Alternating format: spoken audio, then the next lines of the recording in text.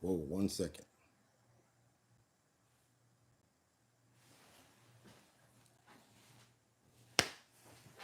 It's the phone.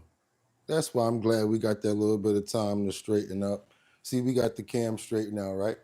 Now we can get the tie straight because, you know, every time you move around, the tie moves with you, especially when you got a big body like your boy Bugatti. How y'all doing this morning? Trump, judge denies the DOJ request to unseal the grand jury testimony. Hope you guys can hear me clearly. Got a lot of people in the building. I see we got Mark Dorfman, Liberty and Justice, Rebecca Lanyan Bueno, and we got Batty Lynn up in here so far. How y'all doing this morning? It's time to get it. Wednesday, hump day, August the 13th. Hope everybody slept well, because I know I did. Slept like a baby. Got up at 3, jumped in that shower, boom, came in sequence, and I'm ready to go. Hopefully he is. Let's see what's going on with Kit this morning. Bling, bling, bling. I'm ready to go. Bling, bling, bling. It's time to start the show. Bling, bling, bling. They ready to go. Bling, bling, bling. Let's get it, yo, yo, yo, yo, yo. I see you at 59. I really think it's time.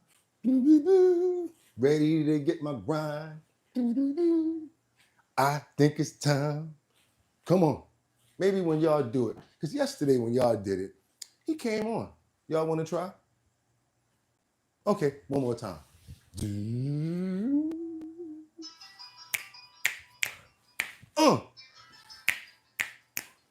Yeah. What? And it's so good having on a new jacket that you can actually stretch out in. I don't know how y'all feel, but I feel like, when a rich hitter wants you, and your hitter can't do nothing for you. What? All these pros ain't loyal. Dun-dun-dun. All these pros ain't loyal. Yeah. What? Yeah, just got rich. Took a rich hitter.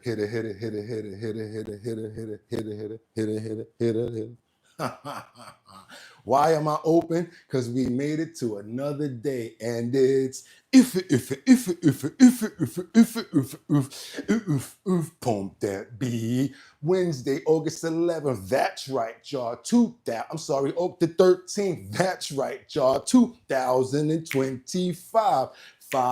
I'm your host, Bugatti NYC, and this is my bottom line. We be talking about this and that, and that, and this, and this, and that, and that, where we be talking about this and that, and that, and this, and this, and that just got me lit. I don't care. We can't do it perfect every day. It's a freestyle. Sometimes it happens and sometimes it don't. And what we do over here, y'all, when sometimes stuff happen like that, we keep on moving. We don't stop. We got to keep on moving like the hands of time. Let's see who we got up in the building right now. Want to give everybody a strong shout out.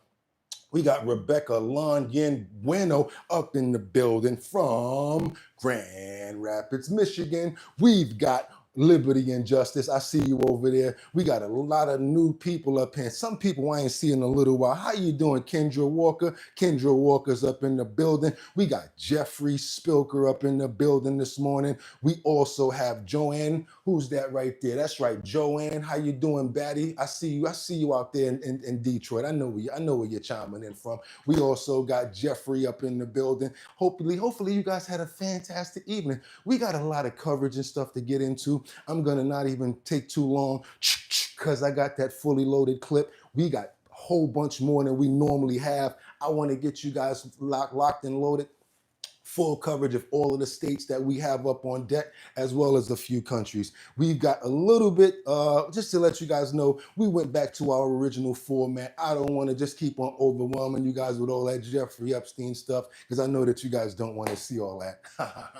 I'm lying. We got enough as possible that we can put together. We're not going to overlap stuff. We're not going to continue going into things that we've already covered, because that's like beating a dead horse. That's what we're going to do over here. So all we're doing is keeping up with what's going on current, getting you guys some information about where Giuffre Epstein is as far as like up to date with all of the laws and stuff. And I might bring you up to date on how we got his money and things like that as well. But we have to keep on moving forward. Y'all double tap that screen. We want to try to get up to 50,000 subscribers. We're trying to get that done by the end of the week. I know I'm a madman, but we only got about 8,000 more in order to do that. We have a lot of people coming here every day. I don't see why that's unachievable. And you know what? They say strive for the moon and maybe you'll hit a star. That's right, you guys. Now, do me a favor. Let's just get into this because we got a lot to get into. I got a fully loaded clip, and you know what I'm going to say next, right? Let's get into these titles. Let's go. Let's get right into it because I have up here on the board today, I've got Trump, where a judge denies the DOJ's request to unseal the Epstein's grand jury testimony. We heard about that yesterday. We know what's going on. It's current, but we still have more in the chamber that we have to solidify and let you guys know why they turned it down, where we're going to be going, and how they're moving forward, because it's not going to stop. We still got to get the files and the information. So let's keep on going because we have more to cover as far as Mexico that responds to the President Trump's declaring war against the cartels. You know what? Mexico is basically saying, oh, you can't do that. We're not condoning it and all of this, that, and the other. I guess, like I told you yesterday, I think they're still giving a bit of pushback when it comes back to hitting the cartels at home where they're from. We still got to solidify that situation, guys, and we're still got some coverage, and we're going to show you guys the video on that. And last but not least, I love this right here because I like to think about the dinosaurs and, you know, finding new things, especially in the times of 2025. We're in the time of so much technology and everything going on, but you wouldn't believe this. Dinosaur footprints from 115 million years ago have been found after the Texas floods were cleared. That's right, you guys. I don't know where this footprint was found, but guess what? I'm going to show you guys the video, and we got to keep on moving forward. So without any further ado, hope you guys had a fantastic day. Y'all could have went anywhere. But the fact of the matter that y'all came here to chill with me, I appreciate you so much. I want to get to work. I'm trying to bust a sweat and leave it all on the court, and that's what I'm about to do. So without any further ado, let's get into this video right here. You guys make sure y'all chiming in and let me know where you're coming from, what city, state, country. Also, let me know what time it is, because guess what?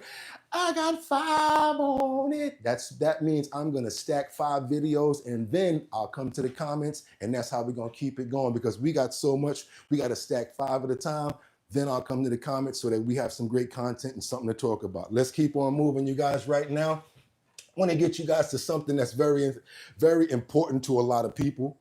This is Trump announcing that they're looking to reclassify that boom, boom, boom, boom, boom, boom, boom, boom, boom, boom, boom, and a few other things. Let's go ahead. I don't know if he's gonna, I think that's actually what it's about. But yeah, it was breaking news yesterday, and that's what they're talking about, and we got to get it out there, no matter what it is. Question for you on this specific issue.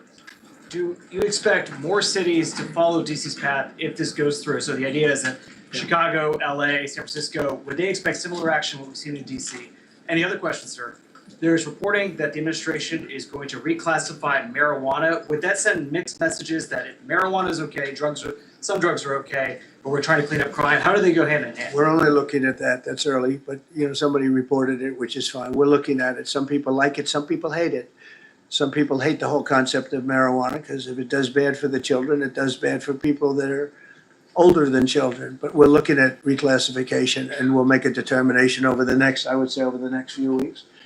And that determination hopefully will be the right one. It's a very complicated subject, the subject of marijuana. I've heard great things having to do with medical, and I've had bad things having to do with just about everything else. But medical and, for pain and various things, I've heard some pretty good things. But for other things, I've heard some pretty bad things. The other part of your question, I mean, we're just going to see what happens with it all. We're going to have a tremendous success in what we're doing. Other cities are hopefully watching this. They're all watching, just like everyone's watching here. They're all watching, and maybe. All right, sorry. They're talking about federal. When he was talking at the end of that, just to make sure you guys know what was going on there, they were talking about the fact that they federalized Washington, D.C., and they're looking at other states like, yeah, we might have to come do the same thing over there. Let's get over to our Vice President, J.D. Vance, as he slams the Democrats, him, not me, for the Epstein rules against unsealing the documents. Because you already know, we already said that the documents were not unsealed. And I guess everybody has their blame game now going on who didn't allow it and why it didn't happen. So let's get right into it. Let's start cracking this egg. Criticized Democrats attacking President Trump over the Vice President J.D. Vance criticized Democrats attacking President Trump over the Epstein files despite his pledge for full transparency. To say, Maria, I laugh at the Democrats who are now all of a sudden so interested in the Epstein files. For 4 years, Joe Biden and the Democrats did absolutely nothing about this story. We know that Giuffre Epstein had a lot of connections with left-wing politicians and left-wing billionaires. In a Fox News interview, Vance said the administration is compiling thousands of documents that, quote, are out there. Vance claimed Democratic politicians went to Epstein's island all the time. In addition, he agreed with the House Oversight Committee chairman's decision to issue subpoenas to former President Bill Clinton and Hillary Clinton last week.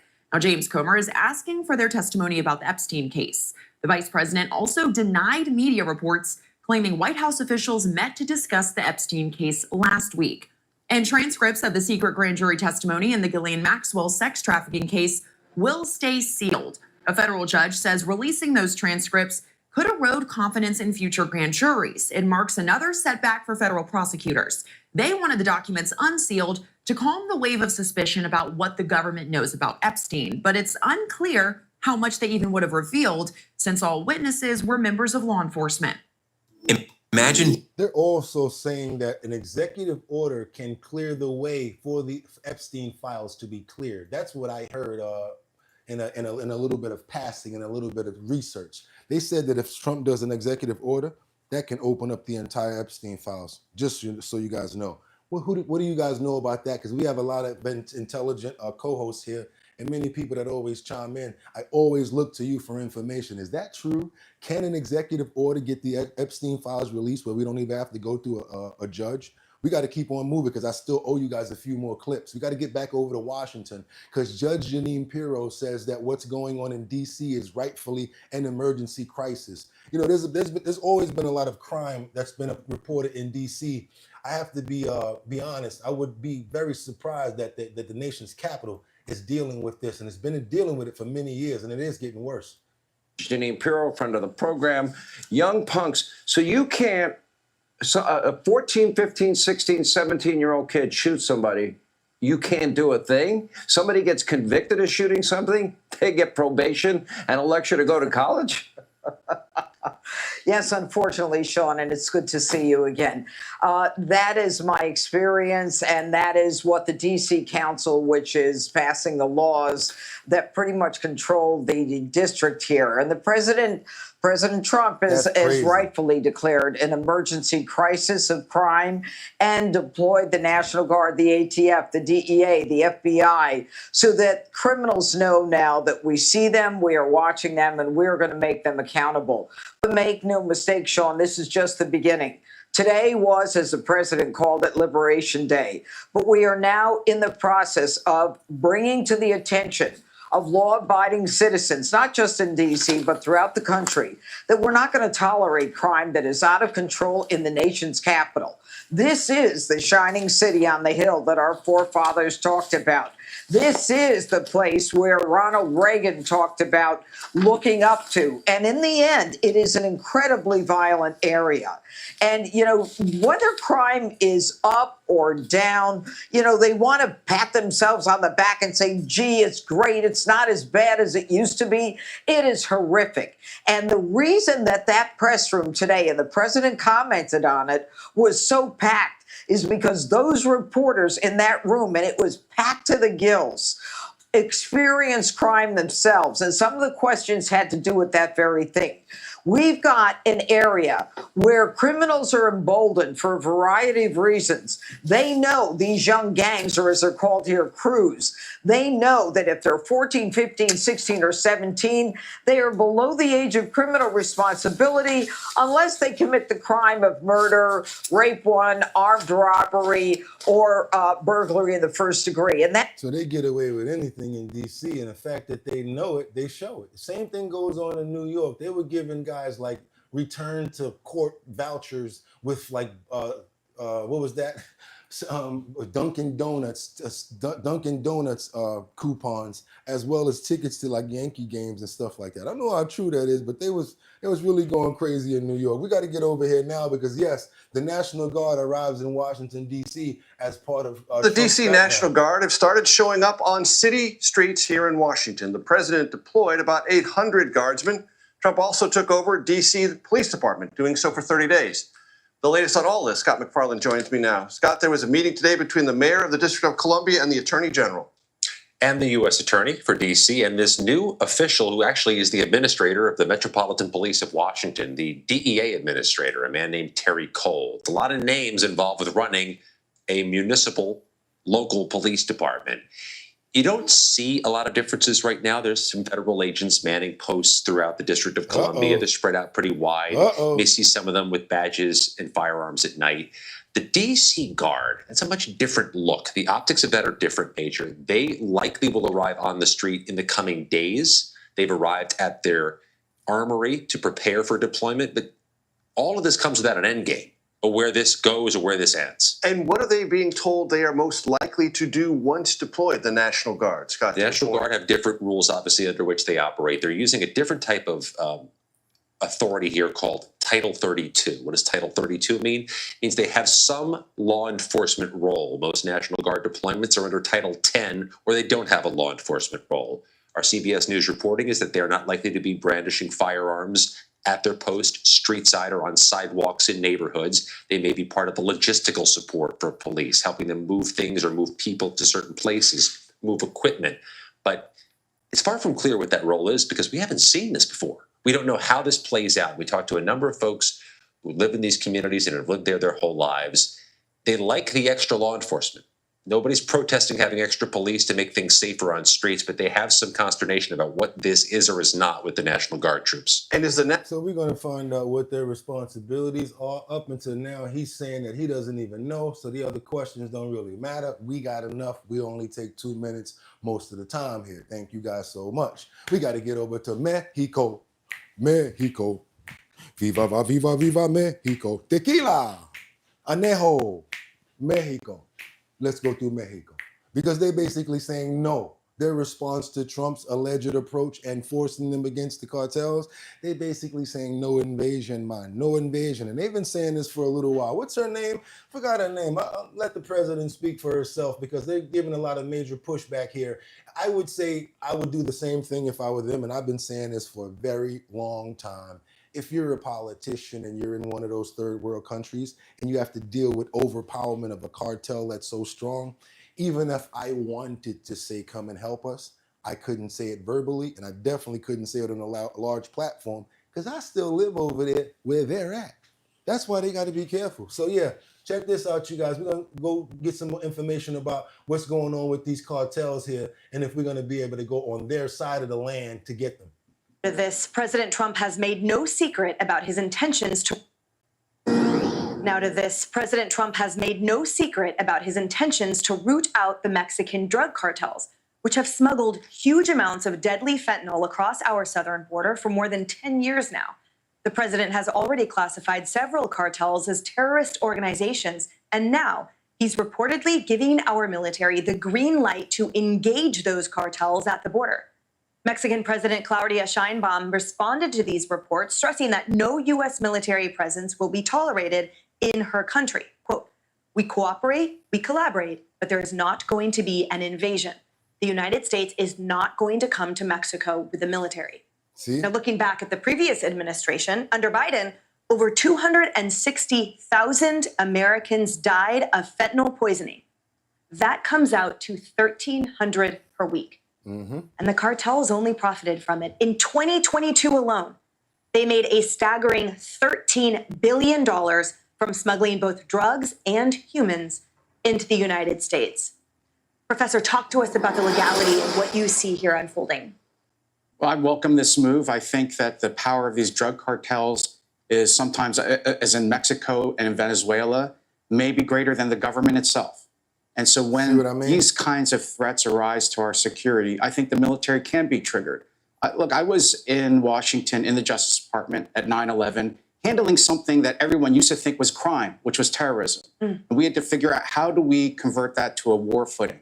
So what we want to do is be careful that we don't have the military, for example, chasing drug dealers on street corners in the United States and our inner cities.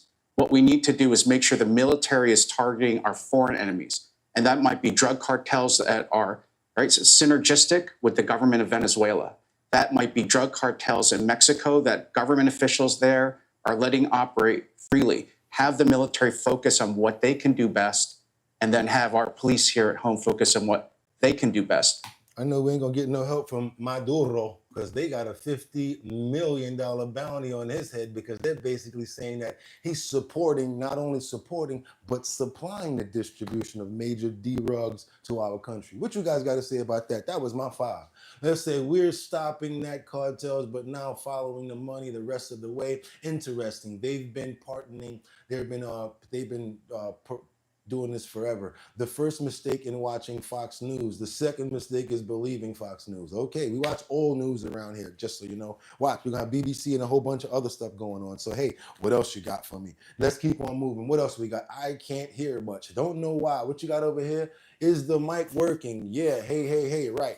Can you guys hear me on the microphone? Thank you for that. Let me know if you guys can hear me on the mic. Also, only people with gloves, I'm going to be taking that information from, because everybody else might be trying to do slick stuff. So all of the other guys, we be having bots and all that up in here. So if you are a real participant and you've always been here, let me know about my mic. And those other people that's been playing about my mic, now you're leaving. So our N33, N77. See, we don't play with stuff like that. We take that detrimentally serious. There's nowhere in the world that I want to be standing up here for this long and have a bad mic. I don't play around with that. Thank you. I love y'all so much. The real people that's here, you see what I'm saying? It's cracking a little bit, because check this out. And I thank you so much for letting me know that. When I move and stuff like that, it catches that, okay? Also, just so you guys know, sometimes the audio and the videos are pretty bad, and the mic is that good, it catches it. So if the video if the video has audio that's cracking, it's going to catch that as well. So those are 2 major reasons. But if you can hear me right now loud and clear a little bit without cracking, we should be fine. Anybody with a glove, let me know. Thank you. This is why I got my gloves, man, because y'all other people be playing. I'm coming for them. This is going to be fun. Just so you know, I'm shark hunting right now. When I put this other clip up, I'm coming for those people that was playing about my mic. Oh, I'm coming to get you. Oh, I'm coming to get you. Okay, now we got a man that was banged in the taco outside. The matter of fact, I'm gonna let you make it, because my real people said that it was popping, so I'm gonna let you make it. But if my real people was to say something, it'll be a problem. Man powed in the dome outside of the Bronx smoke shop. Thank you. I'm going to get to this. Thank you guys for always staying on point. And I have to be reasonable. I'm going to be fair, and because there was something going on. So we're going to leave that alone. Let's move forward. But I want you guys to see why this lady is always on the headers. Now, you might hear it popping over here because I'm moving my arm and I'm very close to the mic. This lady right here is always on our headers because she's Kathy Joku Hoku. Let's get right into it. I got too much clips to play. I got too much dialogue to spill. And thank everybody, not just one part of the people there, everybody for the mic information, because I appreciate it from everyone. Overnight, police are searching for the gunman behind a deadly shooting outside a smoke shop in the Bronx. This happened around 10:30 last night along Westchester Avenue. Authorities say that the suspect walked up to a 33-year-old man and then shot him in the head. Investigators believe the victim was targeted. Police.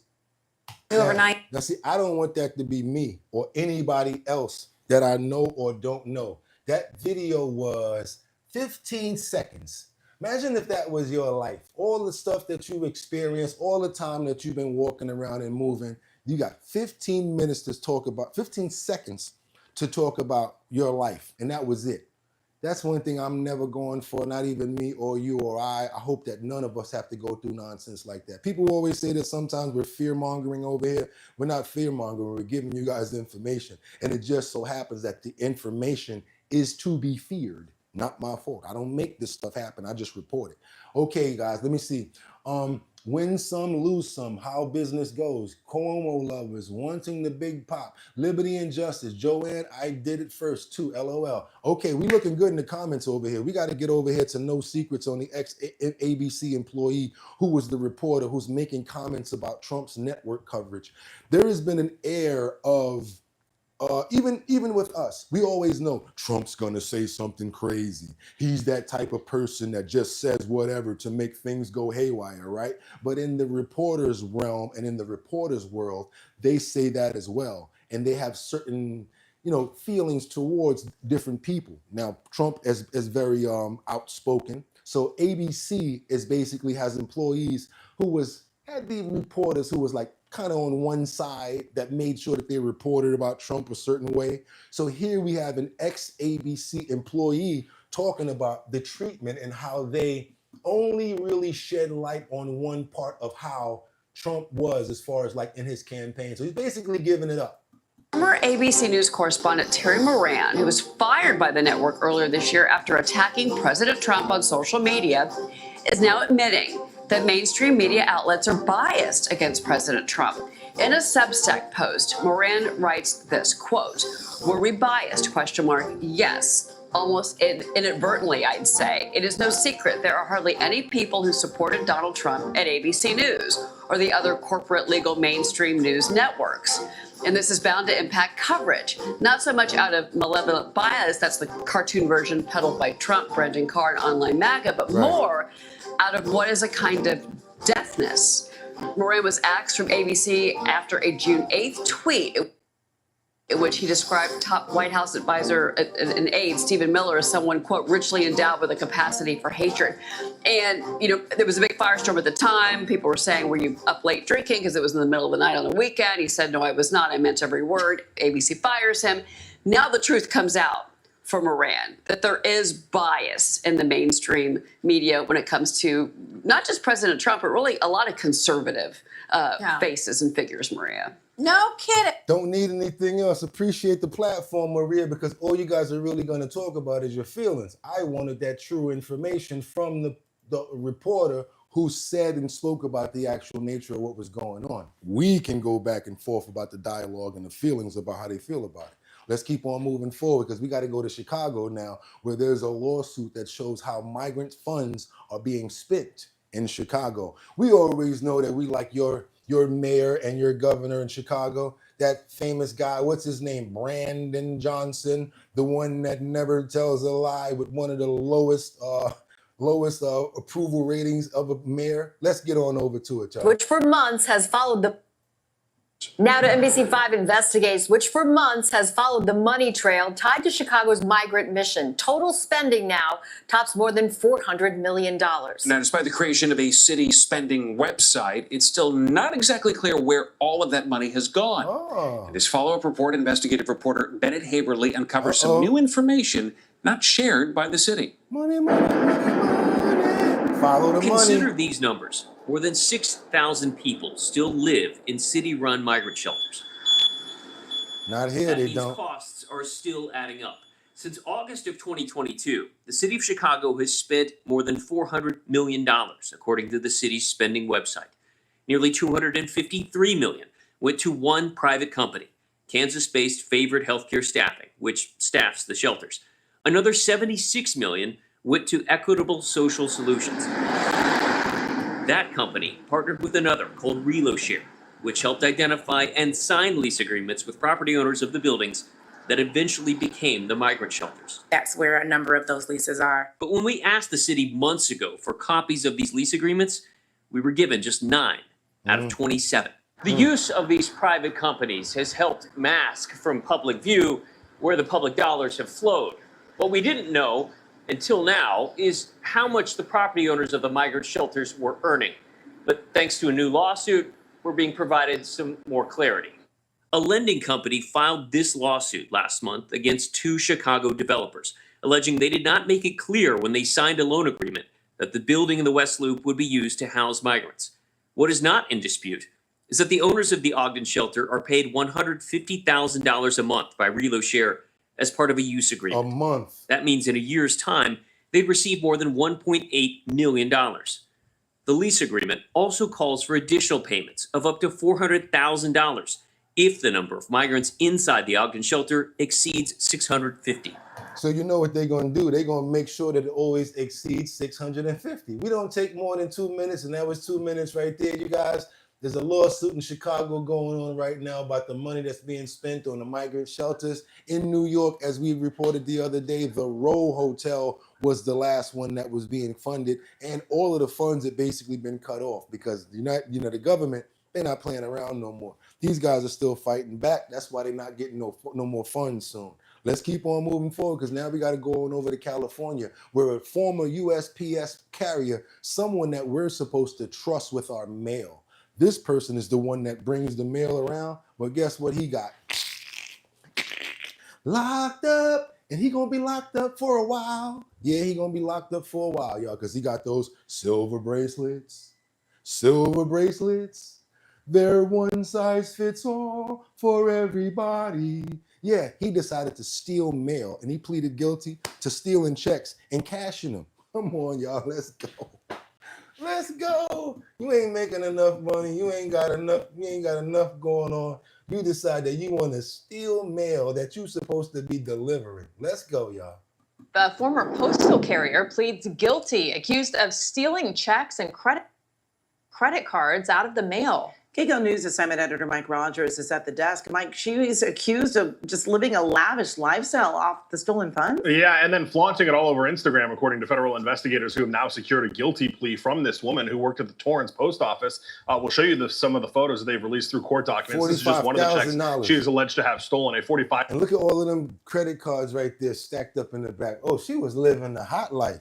$5,000 check. This happened over the course between 2022 and 2025 when they say that she would steal checks and credit cards out of the mail, then brag about it on social media. There you see one of the photos from her Instagram account, and she was then caught on several different security cameras buying things using the alleged stolen goods. An Apple store, you saw that Home Depot where she was apparently purchasing a rug. All of this obtained by federal investigators, but then a lot of it also obtained from her Instagram account where she would post things like this, walking out with luxury high-end bags from this local stores. Now, they accuse her of also giving some of the money to some of her co-conspirators, which they allege that then would cash some of the checks. You see the large stacks of money. Again, a lot of these coming from her own social media accounts that investigators were able to seize. They also were able to use some backtracking of data and text messages to get some of the information as well. She did plead guilty to that one count of postal fraud, or of mail fraud rather, bank fraud, I should say. And they're also have her in custody as well. She's been in custody now for the last several months, ever since she was arrested late last year on these charges. Guys? Wow. All right, Mike, thank you. That was like to the point where when she used to get her check, she used to be like, oh yeah, all right, whatever. She didn't even care about that little check she was getting. She was like, you know what, whatever. That little check, she probably was getting about what, 70,000 a year being a postal carrier, maybe 60 grand. That wasn't nothing to what she was doing, but that was a drop in the bucket. What they call that, a tic-tac-toe whale, y'all. That was a tic-tac-toe whale. Do your boy a favor if y'all appreciate the content so far, because your boy is busting a sweat. I feel like I've been doing good, right? Double tap that screen and get those likes up. Also, give me all of the money in your pockets right now. It's a stick up. I know it's hard out here for a pimp. So we don't try to bother you too much when it comes down to the dozy. Y'all see that over there? We don't bother you too much about that. We got a little bit of coffee in the kitchen, so we gonna be all right. You know what I'm saying? But what I would like for you guys to do is get those likes up, because what that does is it gets more people over here, notifies everyone about the show. If they like it, they're gonna come over and subscribe. We're trying to get some more subscribers, you guys. Also, hit that bell right there so you know when we're on. If you appreciate the show, let's keep on going, because now guess who's declaring bankruptcy? Guess. Come on now. He used to be cool with Oprah. He had his own show. You know what I'm saying? He was supposed to be, I think he was cool with Trump too. All of a sudden, he's bankrupt. What happened to Dr. Phil? Well, Dr. Phil's Merit Street Media is filing for bankruptcy and suing Christian television giants Trinity Broadcasting Network and CTC. Yeah. CTCT Ministries, I'll get it out. Which in one? In its filing, the Forward-based company accuses the networks of harming its business and contributing to its financial woes. The lawsuit claims that TBN backed out of its obligations and instead abused its position as the controlling shareholder. As a result, Merritt Street claims it was forced to pay more than $100 million in fees. TBN and TCT have not responded to a request for comment. Well, Dr. Phil's... What happened to Dr. Phil, y'all? I mean, he was balling. He better try to ask Oprah for a loan, because you know she got it. Oprah money long, y'all. Woo! Oprah got some serious cash, y'all. Networks and all that. I'm telling you. Now, let me ask you guys a question. I know a lot of you guys have children, so we're not going to be like mean to them. But sometimes, don't you get tired of your kids? And you be like, man, fuck them kids. You know what I'm saying? Fuck them kids. Fuck them kids. You better take your butt in there and sit down, boy. Fuck them kids. Y'all know what I'm talking about, right? I have a question for you guys. You booked a window seat on a plane. You want to sit next to that window seat. All of a sudden, you're coming on with your luggage. You look at the seat, and there's a young little lad over there sitting in your seat. Do you A, let him sit there and sit somewhere else? Or do you B, ask him to move politely? Or do you wait for his parents to turn around and throw him somewhere? No, I'm just playing with you guys. What I'm basically trying to say, we got a videotape of a flyer. Not the video, but this woman refused to give her seat to a child. Now she's suing the airline. How would you feel? Would you move your seat for a child? Think about it. The kid wants to look out of the window, see the clouds and everything, see him taxiing off. But I want to know, if you are a person that wants that seat like I am, because I get my seat for a reason. I get an aisle seat because I don't want to have no problems when it's time to go. I love to get up and grab my carry-on, and I like to keep going. So as far as that window seat, you got to wait for everybody to get out. No. And you got to be crossing over people to get to the bathroom. No, I take the aisle. Trust me, take the aisle every time. Let's get this going. Back to the Factor Uncensored. The Brazilian woman who went viral after refusing to give up her window seat to a crying child is suing the airline and the passenger who recorded her. This happened back in December. Let's take a look. 29-year-old Giuffre Castro says she booked a window seat in advance, and when she got on the plane, the child was in her seat. The boy threw a tantrum because he wanted to look out of the window and didn't want to move seats. The situation escalated when another passenger began filming. I talked to attorney Charles Adams about the lawsuit. What I wanted to take a look at was, what are the implications if you do something like that in America? Because it's done all the time. People don't know who's videotaping them. People will videotape them, put it on social media, and you will become the target of the public. Your thoughts on this? First of all, let's talk about Jennifer's case. Well, her case is obviously specific to the torts that are available in the laws of Brazil, which are very, very different. There, obviously it arises from the Portugal common law, and they have claims that we don't have. In the United States, if you're in a public space or in a private space, but a business space that doesn't have rules against it, you're typically amenable to being filmed, right? We've seen a number of videos where people have aggressively told people to stop filming them, that they don't have their permission to film them. And we've even seen videos on social media where people call the police and say, hey, this guy is filming me. Right. And typically the police give the appropriate American answer, which is, well, you're in a public space and people are allowed to film. So the sad truth is privacy is dead, right? Now, it's very different in this young woman who was a banker and is now a Instagram, TikTok influencer. Apparently her Instagram blossomed to 2.1 million followers. And she left the banking industry. And it seems like it has been a net positive, a benefit to her. And if I was the attorney defending the filmer and the airline, I would say, hey, what are her damages? Now she's famous. Now she has all this revenue from other streams. In fact, she's actually making more money, guys. I wanted you guys to see the spin on that. I also didn't see too many comments on this story. Guess you guys didn't care too much for it, but I'm interested in it. I fly a lot and I don't want nobody taking my seat. So yes, Up them kids. Get that kid up my seat. Excuse my French. No disrespect, but that's your kid. You should have got him a window seat. Let's keep on moving forward. Colorado/Denver. Yeah, oh my God, this is crazy right here. Okay, everybody that has children. I know the last story was crazy, but anybody that has children that's scared of horror movies and crazy looking people, y'all don't want to let them see this next video. Because this guy here looked like some sort of an African witch doctor with makeup on his face, and he's looked like he's like got some spirits that took over him, and in a negative manner is what I'm basically trying to say. African witch doctors are probably, some of them are good, probably some of them are bad, but this guy right here, he's a trans ex-offender, and they said he's going to escape prosecution because he has mental issues. This is crazy. This happened in Denver, Colorado. He tried to kidnap a kid. Check this out. He tried to killsnap. I can't say that word.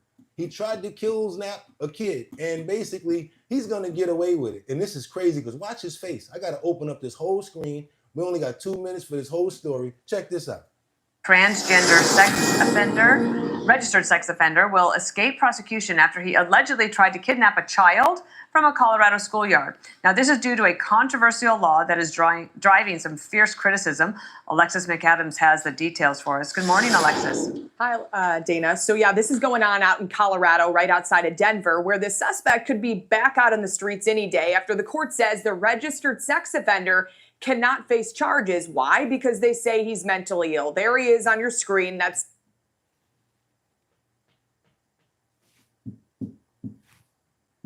Yeah. Yep. They about to let him out. Yeah.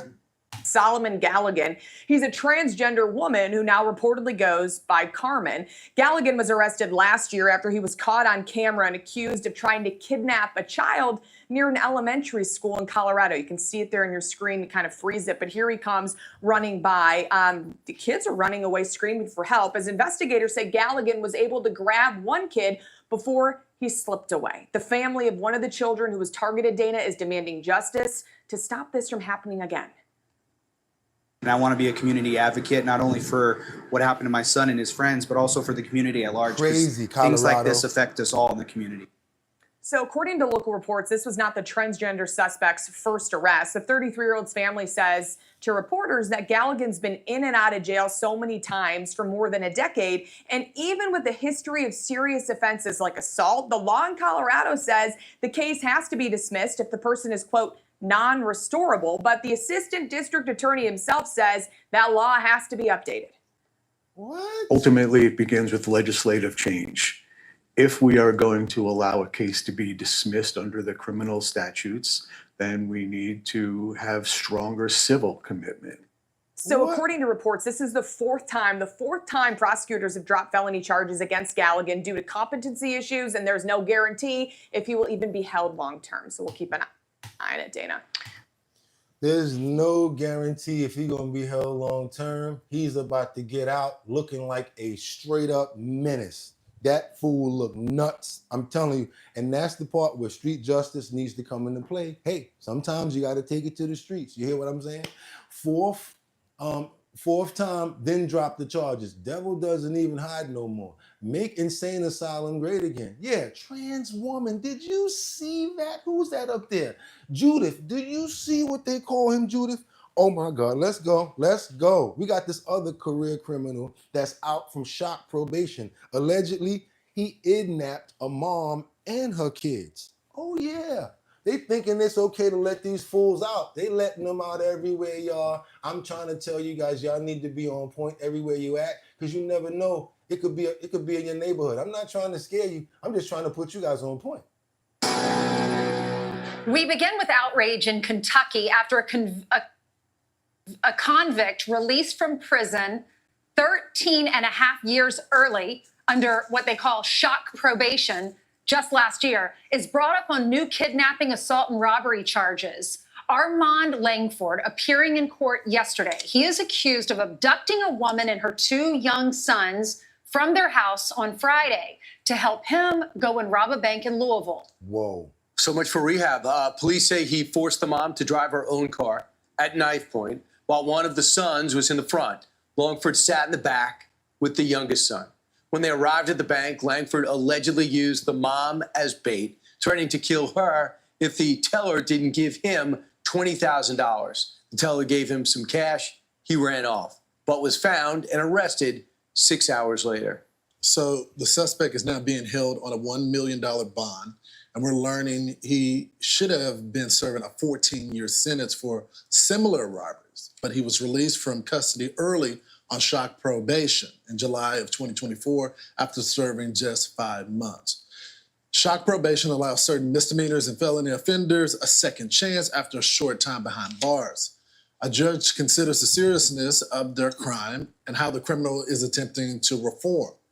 The convict then serves the remainder of their sentence on probation if granted. I'd never heard of that before. Meanwhile, Langford was granted shock probation under the conditions that he completed intensive outpatient treatment and submit to random drug tests. The family said this would never happen if Langford had served his full punishment. Other states like Ohio, Indiana, Georgia, Texas, Alabama, and Iowa also offer shock probation programs. So he tells the judge, I was so shocked by my time in prison, those 6 months. I promise, judge, I won't offend again.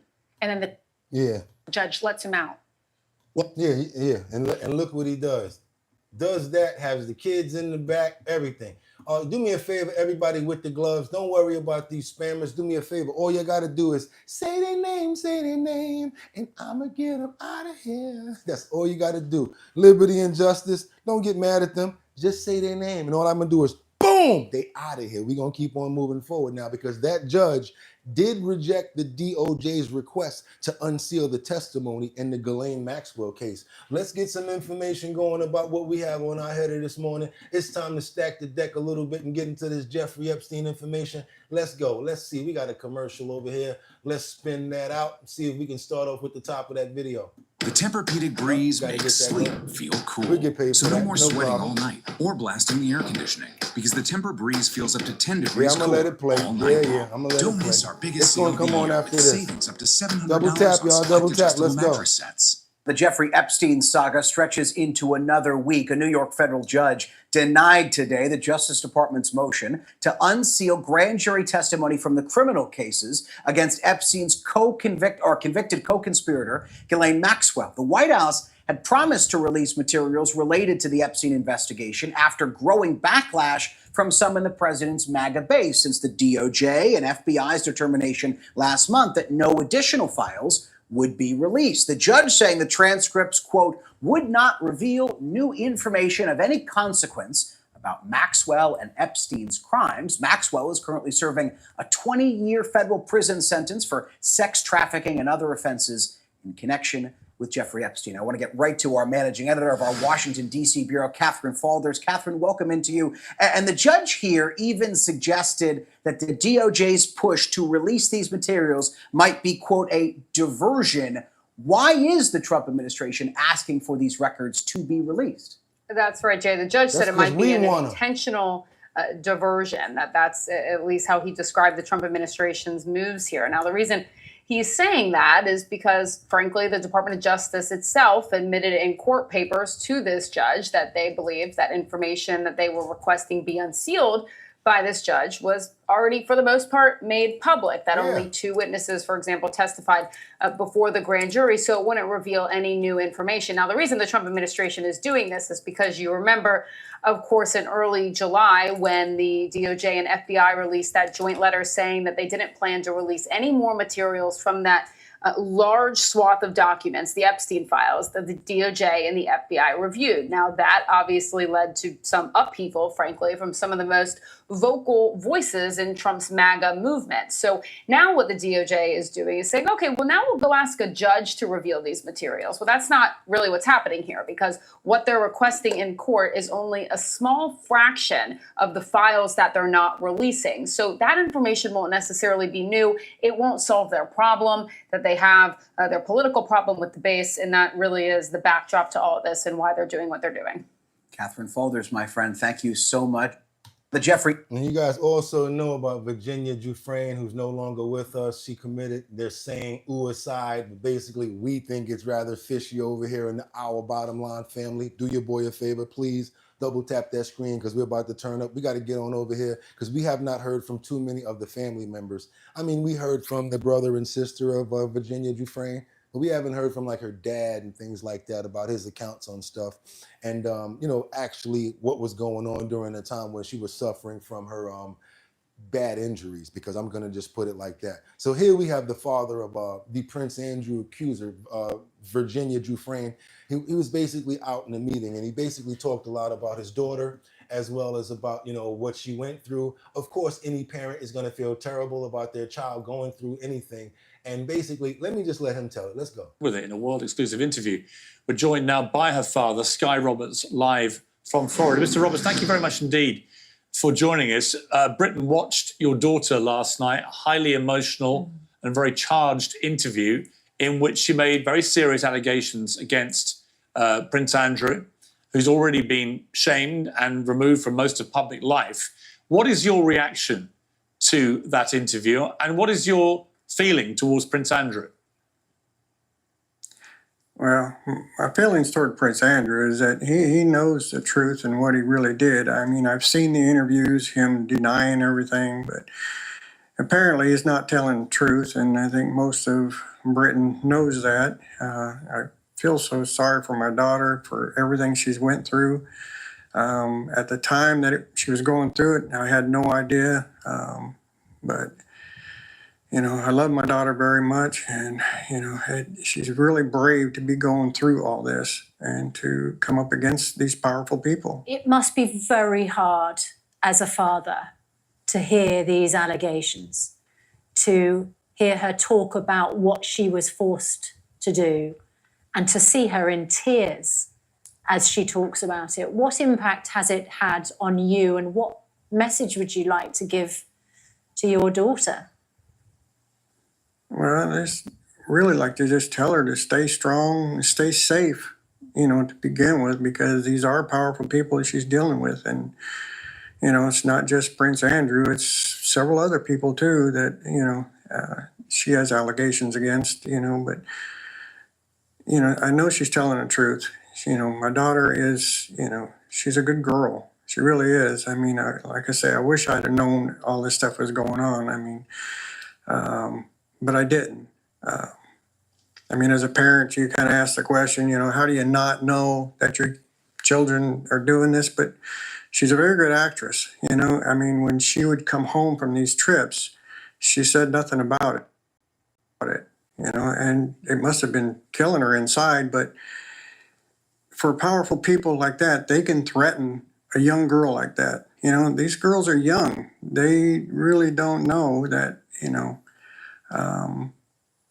what's going on with these powerful people and what they can actually do. If they're threatening their mother and father and brothers or whatever with, you know, we're going to take them out or whatever, if you say anything, then, you know, they don't say anything, you know. Terrible situation. His daughter's no longer alive. We're talking about Virginia Giuffre, basically. She's no longer alive. She's no longer here because of this situation right here. I'm just going to actually show you guys. Police in Australia appear to have disputed a claim made by Prince Andrew's accuser, Virginia Giuffre, that she was involved in a serious crash which has left her with just days to live. The 41-year-old, who previously alleged that the Duke of York had sexually assaulted her when she was a teenager, wrote on Instagram yesterday that her car had collided with a school bus. Well, Lady Pitt is here.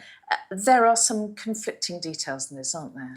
Yes, it's a bit confusing, Mary, because in her post online, Virginia Giuffre said that she's gone into kidney renal failure and is being transferred to a specialist urology hospital. And she's posted a photo where she appears to be in a hospital bed and has quite severe bruising to her face. She goes on to say that she has 4 days to live after a crash with the school bus near to her home in Perth in Australia. I've seen all types of movies. I've seen a movie called Transporter. I've seen Mission Impossible. I've seen all types of stuff get orchestrated. All you got to do is get somebody to write the script, and all they got to do is get the right players to make it look like what you're trying to show. And that's all they gonna know. That's all I'm trying to say. I ain't trying to get no trouble, get nobody knocking on my, you know what I'm saying, y'all? But that there, fishy, fishy. Do your boy a favor, hit that like button, double tap that screen to get those likes up. We got more to go. We're gonna keep on going, you guys, because we got the biggest moments from when Prince Andrew and Virginia Giuffre's interview, when he was basically saying, no, I don't even sweat. I don't drink alcohol. I drink water. Y'all remember all of that when I was showing you the videos and everything? This is Virginia Giuffre before all of this happened. He asked me to dance. He is the most hideous dancer I've ever seen in my life. I mean, it was horrible. And this guy was sweating all over me. Like, his sweat was like, it was raining basically everywhere. And I was just like, whoa, grossed out from it. But I knew I had to keep him happy because that's what Giuffre and Ghislaine would expect from me. People on the inside are going to keep coming up with these ridiculous excuses, like his arm was elongated, or the photo was doctored, or he came to New York to break up with Giuffre Epstein. I mean, come on. I'm calling BS on this because that's what it is. He knows what happened. I know what happened. And there's only one of us telling the truth, and I know that's me. I implore the people in the UK to stand up beside me, to help me fight this fight, to not accept this as being okay. This is not some sordid sex story. This is a story of being trafficked. He asked me. Let me ask you guys a question. How many of you guys believe her? Let me get a thumbs up for everybody that believes her side of the story. Everybody, do me a favor. Thumbs up if you believe Virginia's story. Thumbs down if you don't. Thumbs up if you believe what Virginia's story is about, what she says, her claims. If you do not believe her, thumbs down. I need to know. We've been stacking this deck all for 2 weeks now. What do you guys think? Everybody that's been here. What else? Somebody bring a panel and find out why these parents are so in the dark.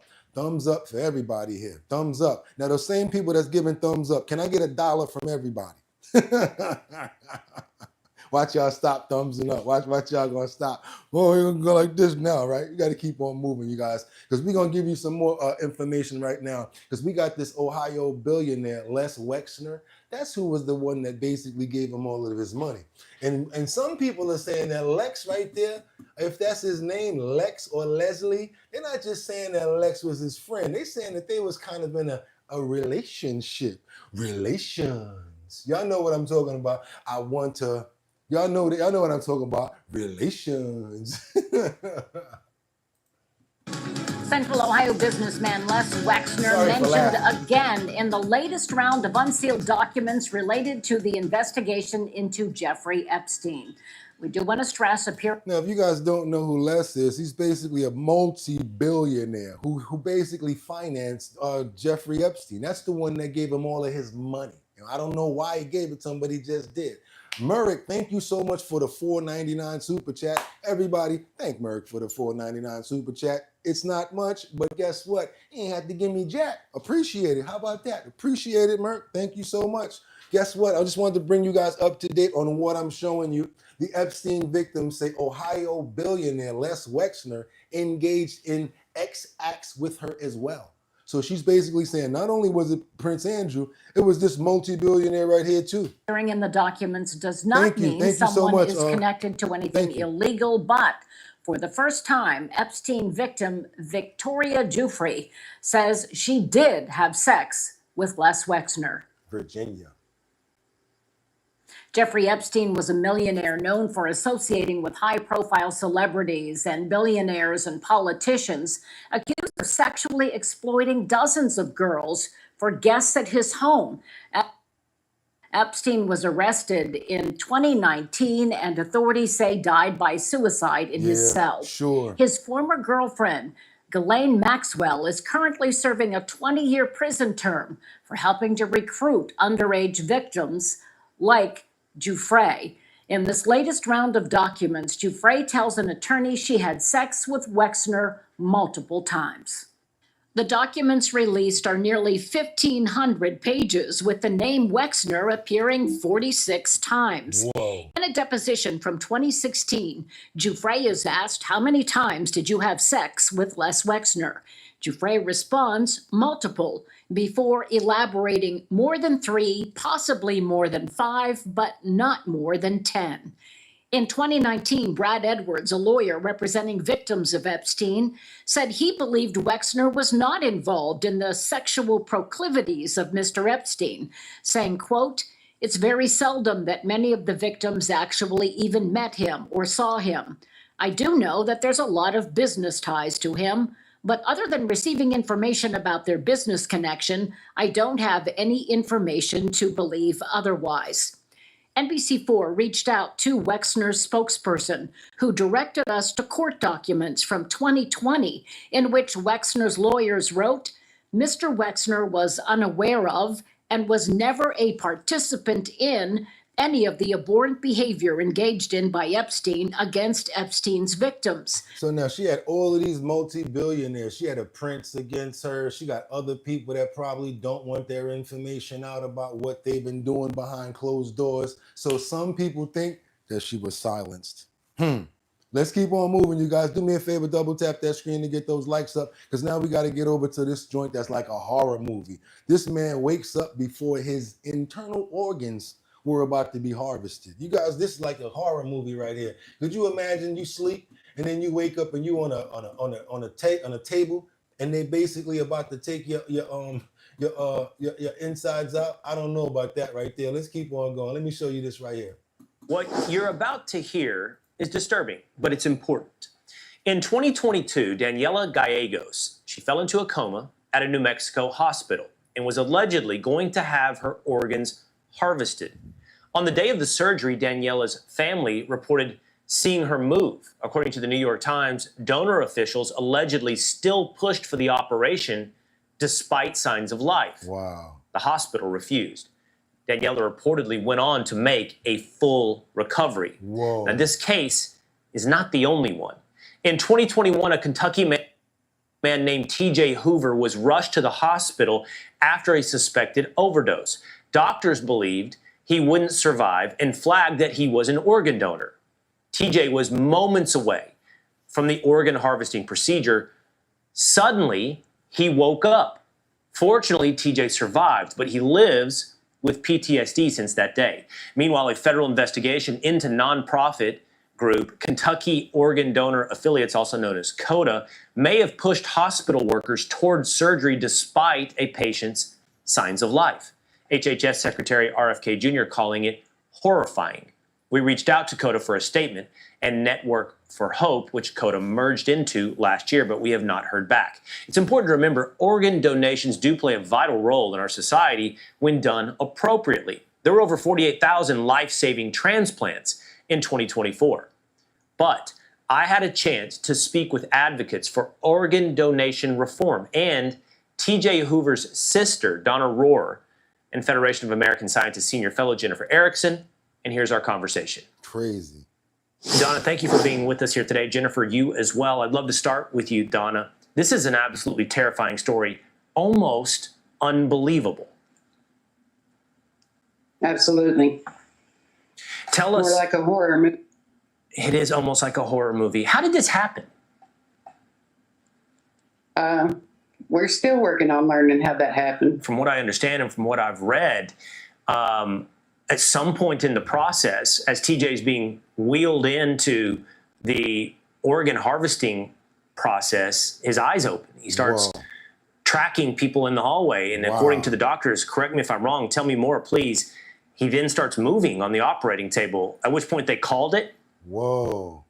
Yes, almost immediately his eyes started to open. And they wasn't just opening, they were tracking. And, they stopped him in the honor walk so the family could say their goodbyes, because we could only have 10 people because of, COVID restrictions. So they stopped him so we could say, our goodbyes, the rest of the family could. And the ICU supervisor said sometimes they do respond with reflexes and made us stop recording his honor walk. What? And So they explained it you know, away. They explained it away, correct. Okay. Terrible situation right there, guys. And it seems like that's not a healthcare provider. They worrying about harvesting those internals because I don't know how much money they're going to get for doing it.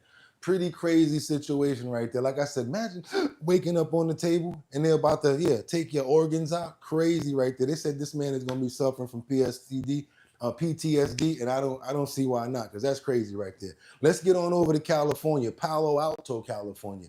Zuckerberg got everybody mad, y'all. He buying up the whole neighborhood. Everybody like, look, he came over here, he done bought 5 houses. He done bought this over here. Mark Zuckerberg is basically buying all of the neighborhood up because he wants to build a compound for his children. He even got a nursery school that he built. This morning, one of the world's richest men, tech billionaire Mark Zuckerberg, at the center of a neighborhood drama. The Facebook founder allegedly piling up properties in Palo Alto, California, miles from Meta headquarters.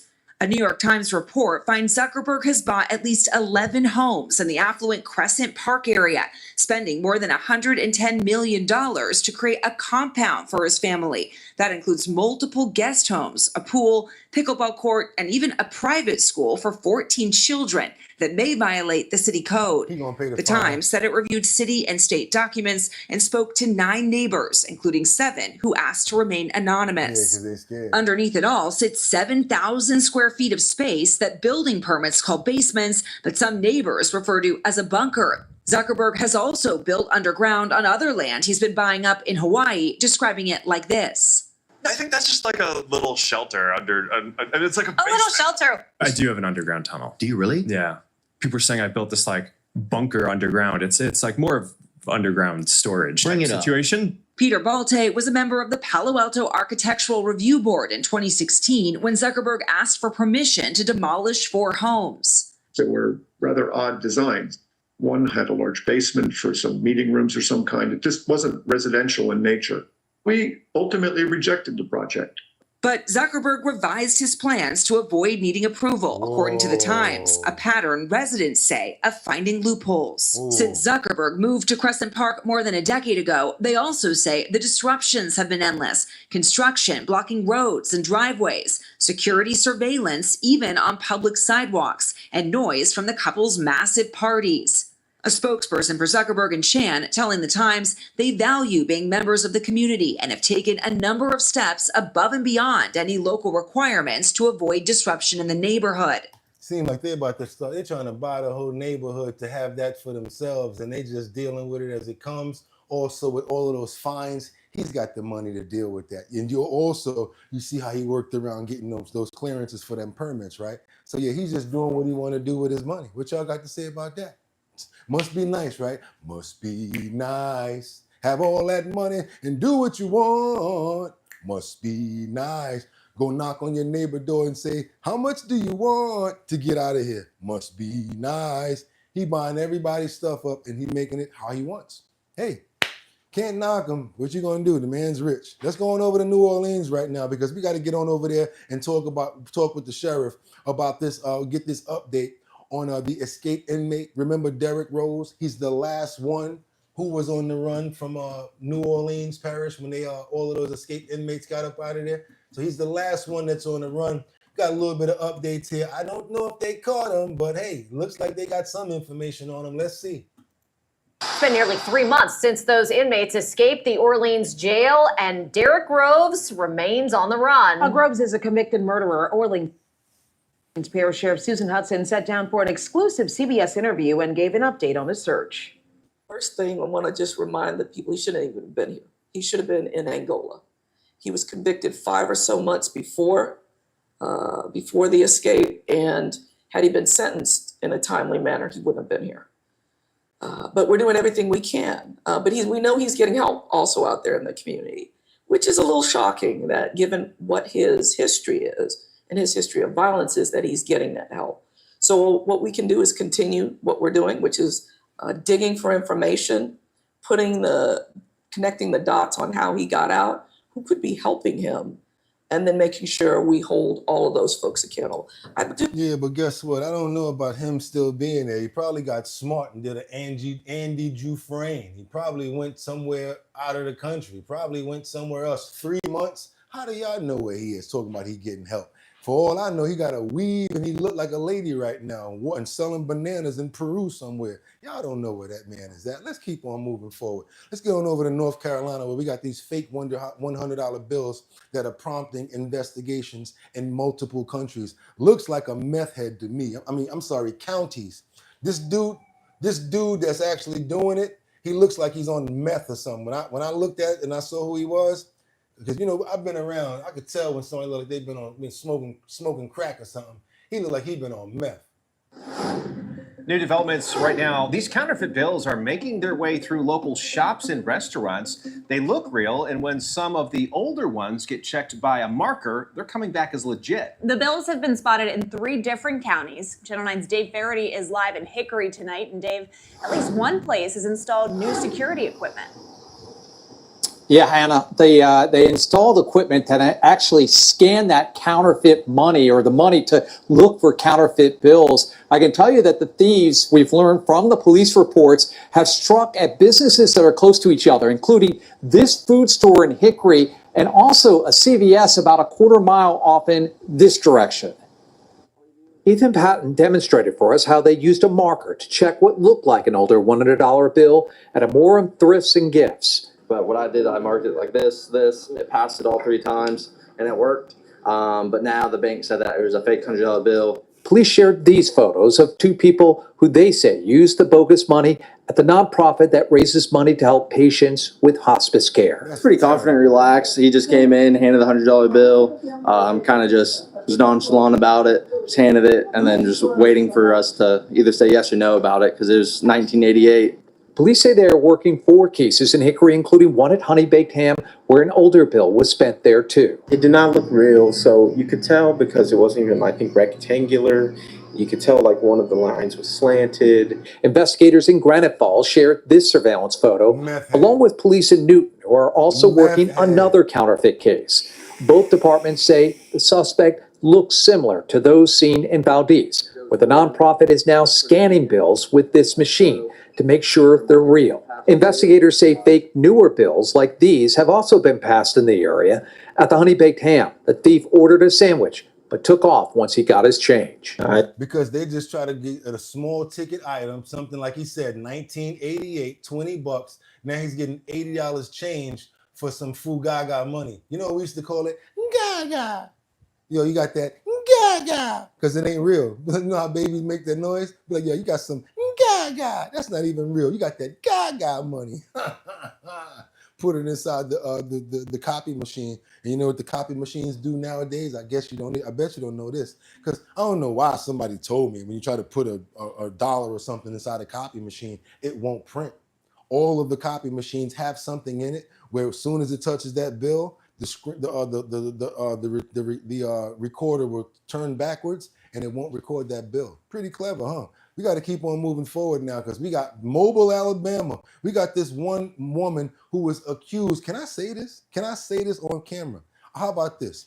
This woman was accused of setting her husband on whoosh, and she violated parole because she decided to, I can feel it. Sniff some kills, nose. Some of that white stuff, some of that stuff that what Rick James said. Cocaine is a hell of a drug.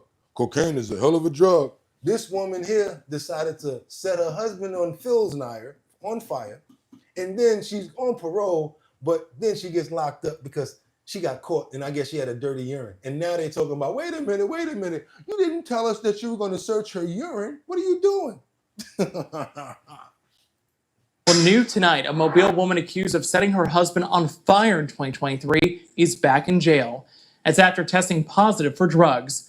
Now, court documents say Patrice James reported to pretrial services after a judge changed her bond conditions, one requirement to pass a drug test. Now, court records say James tested positive for cocaine. Our Natalie Williamson has been looking into this, and Natalie, her attorney is arguing she shouldn't be in jail. Yeah, that's right, Cameron. Defense attorney John Sawyer says his client was not told about the drug test until she got to pretrial services. He also claims by law, the warrant that put her back behind bars was not valid. Tonight, a Mobile woman accused of setting her husband on fire in 2023 is back in jail. This comes after a judge changed 65-year-old Patrice James's bond conditions based on a report by the Alabama Department of Mental Health. What you doing that old snills if and kills note? Like, come on, you know they got fentanyl, Entanil and this stuff nowadays. She must have been a rebel, boy, could be out there. And where you finding this stuff at that old? Lord have mercy. This is crazy. Questioning her competency when the crime happened. This was the scene 2 years ago in April on Himley Avenue. Investigators say James doused her husband with a flammable liquid and set him on fire. He was taken to the hospital with life-threatening injuries. According to this court document, which was submitted by James's lawyer, John Sawyer, she complied with the new conditions and reported to pretrial, which is a set of programs designed to ensure people accused of a crime comply with court orders. Sawyer claims James didn't learn the service required a drug test until she got there. When she took it, the test came back as positive for cocaine. 4 days ago, the court received word of the test result and issued a warrant for her arrest. But Sawyer is arguing by law, the only person who can request a warrant for bond violations is the prosecutor. He says no motion was filed and is asking for this warrant to be canceled. A lot of people finding a whole bunch of loopholes on how to get out. And it seems like the people that know how to commit the most horrific crimes are the ones that's doing it. We got the lady that's setting people on Phil's Naya. Got the crazy dude that's calling himself a trans woman that's running after the kids. And then we got that coconut head that basically kills nap the mom and the kids and go try to do the Bills bank robbery. All over the world, y'all. I'm telling you, we reported from everywhere. Let's go. We got to get on over to Texas right now because we got this dinosaur footprints that was found from 115 million years ago. What if I had $1 for every million years of this footprint being there? That'd be $115 million. Woo, that'd be a lot of dough. It's a lot of money right there. I'll share it with y'all though. I'll probably hit up everybody in the comments and make sure we meet somewhere and break y'all off something. Come on, let's go get these dinosaur footprints information. In Sandy Creek, a piece of history was uncovered. So whenever there's any... The Tempur-Pedic breeze makes sleep They're trying to really feel sell this cool. mattress So no today, more boys. sweating all night or blasting They're the air really conditioning. trying to sell that Because the Tempur-Pedic. I hope feels y'all up to give me 10 a degrees cut. cooler Y'all hear me, all right? night long. Don't miss our biggest sale of the year with savings up to $700 They're trying to on sell that select mattress adjustable today. mattress sets. Any kind of cataclysmic event, floods, things that are very destructive to our human experience, they also are uncovering a lot of new fossils. Matthew Brown, paleontologist at UT Austin, says he was called out to take a closer look. Along Sandy Creek are these three-toed bird-like tracks. Paleontologists came out here to the Sandy Creek area to take a look at the newly uncovered fossils for themselves. And when they got here, they say that they were actually located on private property, making it hard to see. They say that they were covered in vegetation, but once that flood came through, it exposed the new track. So we think that this probably came from a dinosaur like Acrocanthosaurus, which was a big meat-eating theropod dinosaur. So it walked on two legs. It superficially would have looked kind of like a Tyrannosaurus rex, even though those two species lived about 40 million years apart. Brown says this dinosaur lived more than 115 million years ago.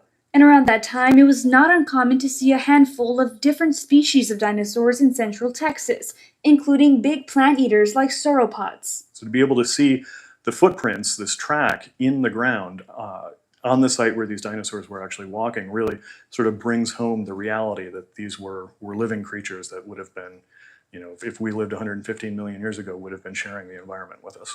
Oh no, they wouldn't have, because I wouldn't. Oh man, that'd have been some woo. Y'all already know that'd have been some scary event right there. Could you imagine going outside and there's a dinosaur walking around like, oh no, 115 million years ago. Yeah, keep that back there. I'd have been scared. I'd have never came outside. I probably would have dills not of anorexia from staying in the crib because all they want to do is eat you. Dinosaurs' footprints. And how about this? This seems like the only time, one of the very fair times, where a nerd got to hang out with a beautiful woman. I know you guys saw that, right? She was kind of pretty there. Let's keep on moving, you guys. Let's keep on moving. We got to go over to Baltimore. Well, I used to be afraid of this, but wait a minute. I used to be afraid of this. I mean, look, okay, firefighters who rescue a boy who got his head stuck in a railing. Now, you guys see, let's do the long way around. Come on, let's do the long way around. He got the whole world in his head. He got the whole world in his head. Now, that's a big head right there for you. So, yes, as a child, I used to be scared to get it caught in gates. You know, put your head in the gate, look like that. Next thing you know, oh my God, you can't get out. Yeah, so I used to be worried about that. So here's a little kid right here who had the same situation actually happen to him, where the fire department had to come and get his head up out of the gate. Y'all remember that Martin scene where where Gina had the headboard stuck around her neck and she came outside, she came out looking like Patti LaBelle because she was trying to cover it all up. All of that is just hilarious to me. This isn't funny, but it just reminds me of things like that. When a child got into a situation he couldn't get out of, it was firefighters to the rescue. It happened at Baltimore Harbor. The little boy was able to get his head into the railing, but then couldn't seem to get himself out of it. They tried to get him loose without any equipment, but realized it wasn't going to work. Then they started bringing in the big tools. It's okay, boo. Firefighters talked to the child, letting him know what they were going to do to get him out. With just a few clicks, the railing was wide enough for the child to slip out. Come down.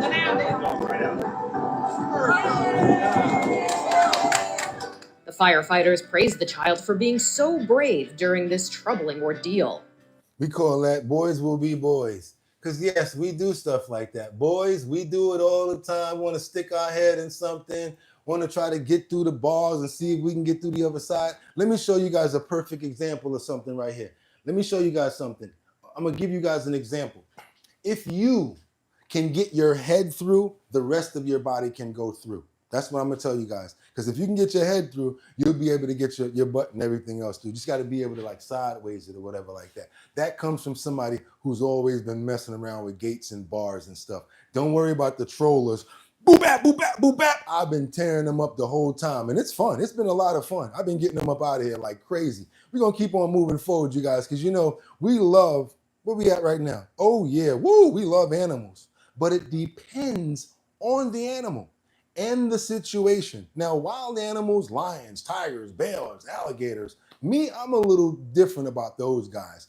But I want to give you guys some information and some stuff to look at right here. I don't care if it's only one person here. This is some craziness going on right here. Could you imagine you sleep in your bed and an alligator just come in your house and you don't even know it's in there and you sleep? Man, listen, I want to show you guys some crazy scenes that I was able to notice that were compiled over this past month of all sorts of different accounts where wild animals get caught invading cities on camera. We're going to start right here. Let's get into it real quick. That was a bear.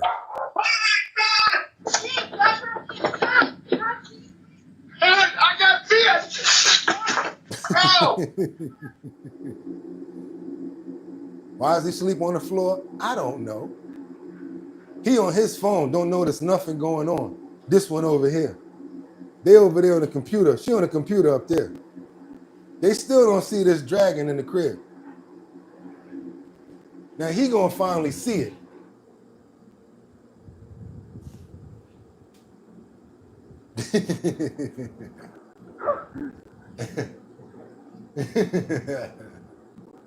He already crawled by both of y'all. If he wanted to get you, he would have.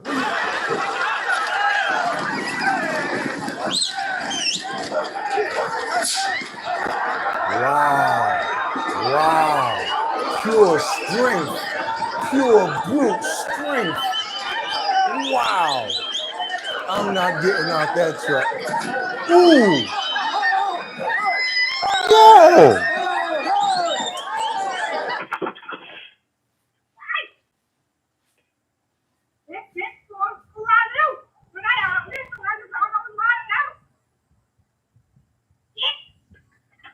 Look at the cat. Look at the cat, y'all. Look at the cat.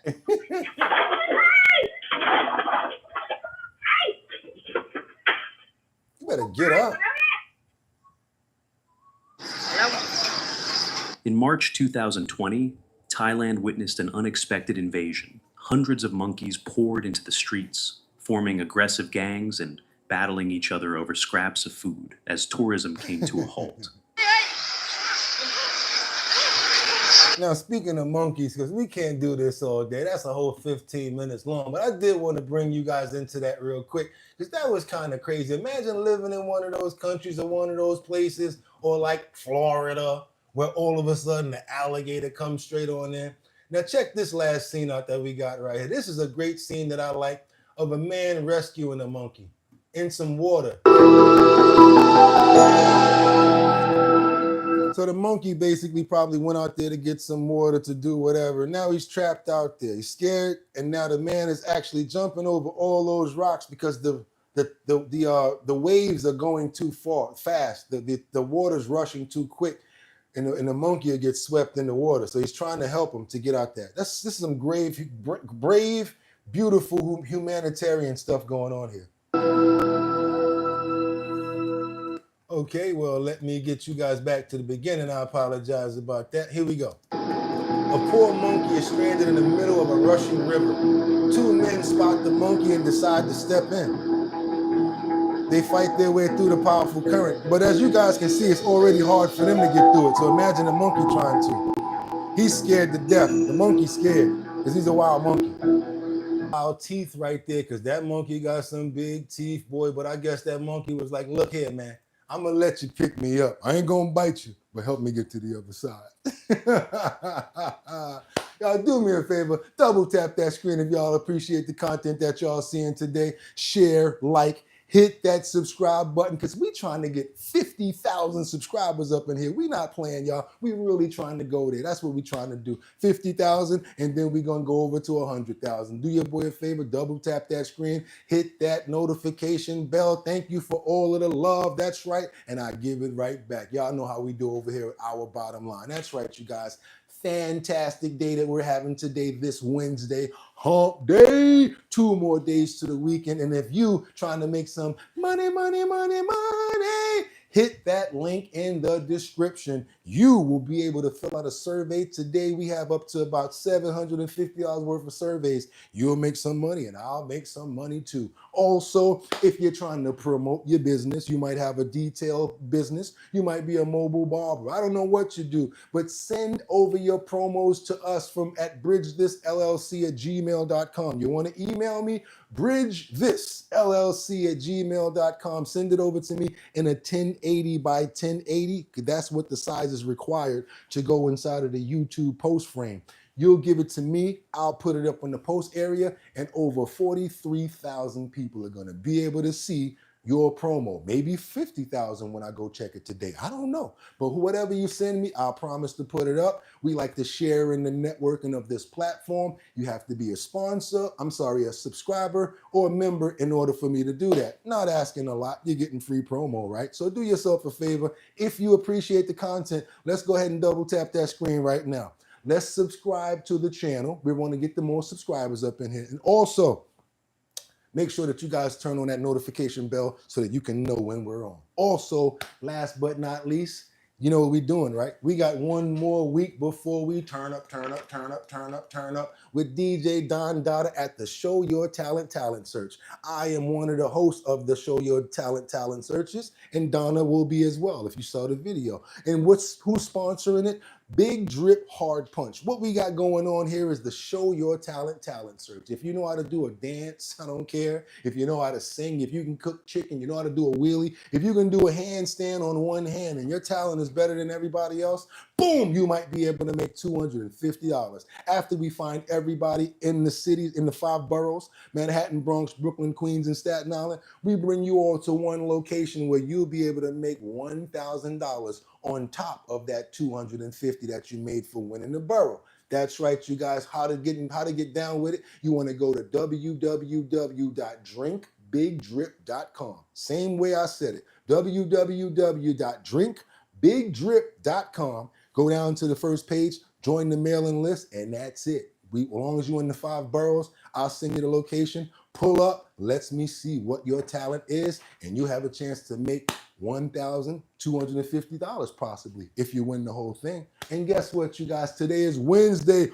hump day. I want you guys to drink some water, because if you're in New York, it's going to be a little warm and humid. I want you to make sure that you understand that problems present opportunities, and don't be worried about the problem. Keep on pressing on and moving forward. Don't stop. Keep on moving. And guess what? Last but not least, y'all could have went anywhere.